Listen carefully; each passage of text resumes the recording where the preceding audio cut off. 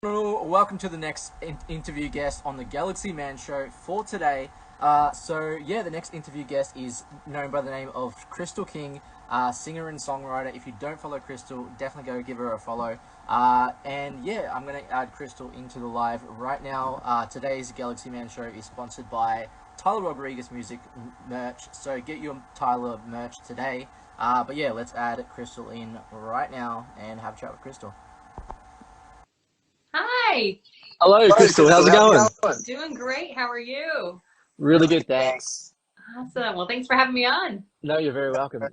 I just want to say first up, thank you so much for taking the time to join my show. It is such an incredible pleasure. To people that don't know who you are, Krystal, if you can give like a bit of backstory about yourself, and then we'll dive right into the questions. Yeah, so I am a country music singer and songwriter, and I live in Nashville, Tennessee, and you're in Australia, right? Yeah, good old Australia. Awesome. Yeah, so originally from North Carolina and now live in Nashville, Tennessee, and just released a brand new single. So I'm sure Awesome. So we'll dive we'll right. talk plenty about that. Yes, we definitely will. So on to my very next question. Well, first question for you, Krystal.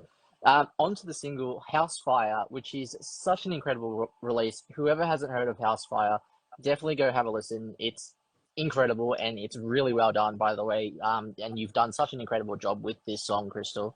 What was it like getting to create House Fire, and what is the meaning behind this song? So I wrote this one with my friend Stephanie Joyce, and she's kind of the songwriter that I kind of write like the deep dark stuff with. Sometimes still it's light and funny, but we kind of go a little deeper whenever I write with her. And I just had that line, "I don't smoke, but I got a lighter," and I brought it to her, and it turns out she actually had a title called House Fire, and she kind of had an idea for that. And so we sort of blended those two things together. We both kind of had pieces of songs that we didn't know what to do with, or lyrics that we didn't quite know what to do with. And so it's kind of made this perfect blend. And while we didn't necessarily have a like inspiration personally at the time, I was working a lot in music therapy.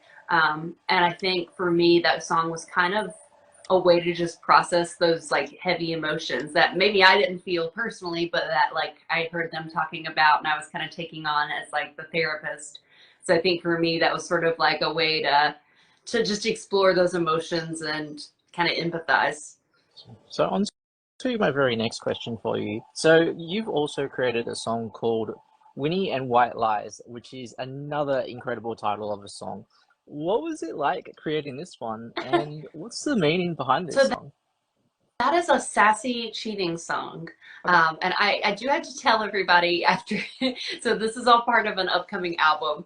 And I do have to tell everybody this is not a reflection of my real life or my real marriage. I have a great husband, and no, he did not cheat. No, I didn't burn the house down. No, I haven't murdered him yet. But this one was just kind of a fun, sassy song. I really like wordplay. So I came up with that idea, Red Line and White Lies, and then I brought in my friend Taylor because she's sort of my sassy songwriting friend. It's funny how you have different co-writers who fit different sides for you. But yeah, no, this one was just fun. This one was just fun. It's fun to perform. It kind of gives me like that powerhouse, like Reba, Miranda Lambert feel. So on to my very next question. So you've also created a song called Honky Tonk Love Songs. Love that, because I'm actually going to a place called Honky Tonks tonight to see an Have you incredible been to a band. honky tonk before? Oh, I have been to a honky tonk before. Okay, good. But yeah, amazing. Like, what was it like creating this song? So Honky Tonk Love Songs is actually not a song. It's a collection of three Okay. songs. So I just realized I'd written, I guess I was in my love song era, and I had written some love songs, but they were all kind of just like honky tonk and redneck. Like one was about getting married in downtown Nashville in a bar. That was Rhinestone Ring. There's one called Cowboys and Whiskey, which was kind of just talking about how the theme of cowboys and love and whiskey just kind of repeat in country music. And it sort of told the story of like how, even though I go travel, I always come back to that person, just like as humans, we kind of always come back to those themes. And then You're the Reason I Drink was the last one on that project. And that was inspired by my husband. He would sit down on the couch and I would do something ridiculous and he would like crack open a beer and be like, Krystal, you know you're the reason I drink, right? So eventually he said that so much I wrote that song. So on to my very next question. So what made you decide as a person and especially as an artist to get into the whole singing process in the first place? I think it was just a part of me, to be honest. Like there was no like time that I really wanted to be anything else. I think I kind of explored different options like later in high school and college, and tried to do the whole 9 to 5 thing, but it always kind of kept coming back to music. So I heard Alan Jackson, Shania Twain at a young age, and that's all I remember saying I ever wanted to be. So it was sort of just like a natural thing. Like people in my family weren't musicians, nothing like that. So it wasn't them. It was just sort of part of my, like, I was just born as a country music loving singer. So on to my very next question. So what does music mean to you? Like, especially as an artist, when you're performing in front of crowds, what does the connection and performing music mean to you? Yeah. I think I've always connected to music. I think it's a great emotional outlet. Like I'm kind of one of those people that loves to listen to sad songs, because even if I'm happy, like sometimes it's just a way for me to just tap into other emotions. If I need to feel angry, or if I need to change my mood and feel happy, if I'm anxious, it can help me relax. So I think for me, it's always just been that. Um, and I don't really know what it is about country music that just was like, just clicked for me. I don't really have the words to say like why. It just was. Um, and then as far as singing goes, like I've just always loved to sing. And sometimes it's nerve wracking, but it's a very like empowering feeling. And it's just a great way to just, I don't know, express myself and in a, just a fun way and very fulfilling way. So on to my very next question. So if you could go anywhere on tour, any dream destination, like where would you want to go to and why? Oh gosh. Um, Australia would be pretty cool. That would be pretty cool. I also, as far as like visiting, I really want to go to Ireland and Africa, like South Africa would be great. In the US, I would love to go just out west. I haven't really explored like Colorado, Arizona, all those places. I think like one place would be the Red Rocks Theater. I think that would just be really cool to play a show there. So on to my very next question. So if you could work with any top three music artists in the music industry, who would they be and why? Top three. Um, I'd have to say Alan Jackson because he was the tried and true, the one who made me fall in love with music. I would say Willie Nelson, just because he's an icon and he just does some really cool songwriting. Also, he's kind of an underrated guitar player. Like he does some really cool things with his guitar playing that I don't think people have, given him enough credit for, especially the old guitar that has the hole in it. Um, and thirdly, the third one probably changes on a regular basis. Going going more modern, I think Ashley McBride's really cool. And she's kind of making a splash right now, but I think she's also kind of underrated. Like her newest album is so good and it kind of has that country mixed with kind of some rock and some other styles. So I think I really relate to her. So those So will on be my to three. Let's go with those. I love those choices too, by the way. They're Yes. amazing choices. Alan So Leslie and Ashley McBride. yes. So on to my very next question for you, Krystal. So if you could like talk to your younger self, give your younger self advice, like what advice would you give to your younger self? And if you could pick one like decade to live in as an artist, what decade would it be and why? Definitely the 90s. Okay. Love 90s country music. Alan George Strait, Garth Brooks, Reba, Dixie Chicks, kind of that late 90s era would be definitely where I'd want to be. And what I would tell my younger self, I think I would just tell myself like not to be afraid to just go for it. Like you can't and also to focus. So I think to focus and hone in on the things you want, but also just not being afraid to jump in there and do it. Because I think I spent a lot of time being like waiting for myself to get ready, but not really knowing how to get ready. And then whenever I just like jumped in and was like, ready or not, I'm doing it. Then I feel like you kind of make yourself ready. You kind of step up to the plate. Well, onto the advice part. If you could give upcoming artists that want to start out in music advice, what advice would you give to upcoming artists? Yeah. So I'm thinking about these a minute. I know you sent these questions to me, but I kind of sometimes don't like to read them in advance because I kind of like to just give like an in the moment answer. I think I would tell them, it doesn't matter what age you are. I'm a little bit older as an artist, so I think, and also I think to stop trying to write what you think the record labels and you think the people want to hear. I think the sooner you're able to tap into your personality and who you are and your authentic self, the better. I think, I tried so hard to like write what I thought was one, and it just didn't feel right, didn't feel authentic. And then the moment that I was like, oh, well, these songs are kind of cheesy, people are going to think they're dumb. But then I just started singing them anyways, and people loved them. And I was like, oh, okay, like, this is cool that they're accepting me for my, like, quirky self. I don't have to be, like, this cool girl or this, this icon. I can just be my, like, silly, quirky self, and they'll accept me in that. Awesome. So on to my very next question and very last question for you. Okay. So like what's next for you like for 2024? Do you have anything that you like to announce on the show? Well, there might be a music video for Housefire coming up. I don't have a release date, but just stay tuned. So that song just came out the 26th.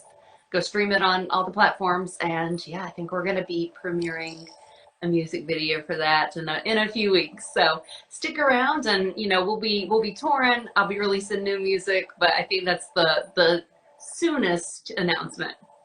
Well, I would love for you to perform one of your originals on the show, if that would be possible. Would love that. Let's see, get the trusty guitar over here. All right. Shall we stick with Housefire since that's the newest? If we can, yeah. I'm going to go on mute, by the way, when you perform.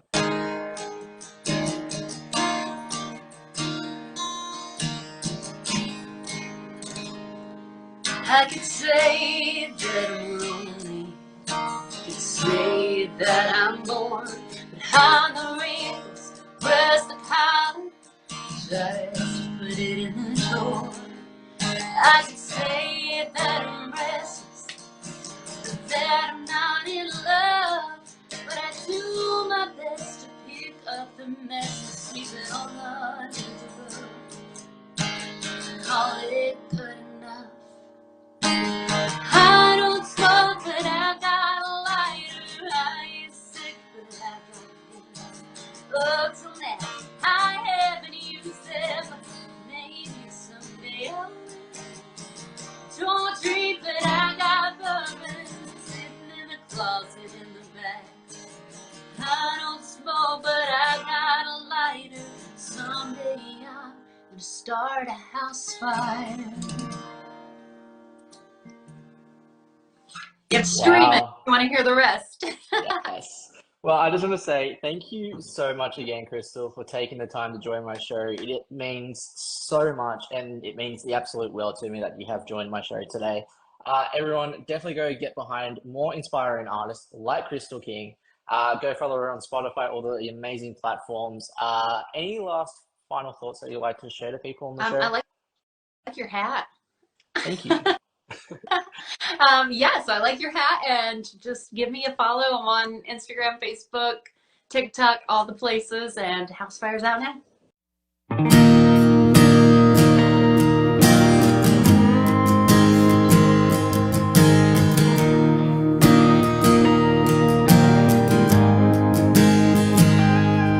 I could say that I'm lonely, could say that I'm bored, but on the wrinkles, press the collar and just put it in the drawer.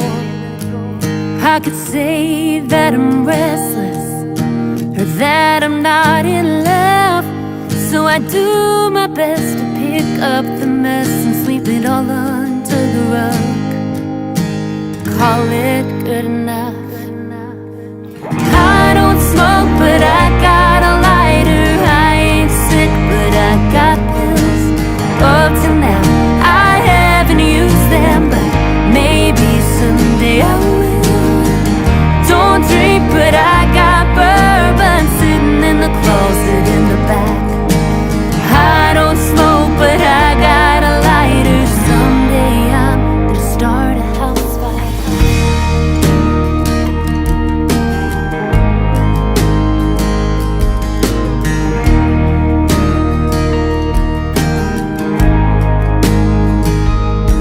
He leaves for work and doesn't say anything. The weatherman says it's gonna be another rainy day. So I put on my lipstick, take a long look in the mirror, and try not to think about the next 30 years. How the hell I got here. I don't smoke, but I got a lighter. I ain't sick, but I got pills.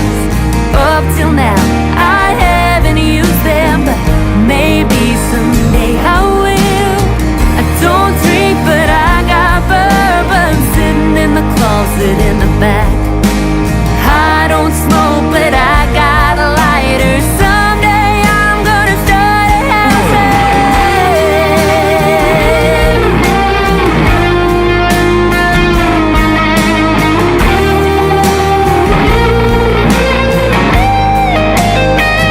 I've had this ring on my finger since I was 22, and that's a rock in the foundation that he says that we'll get to. And I could live and I could die right here in this house, but just a single flame could burn it down. I don't smoke, but I got a lighter. I ain't sick, but I got pills. Up till now, I haven't used them, but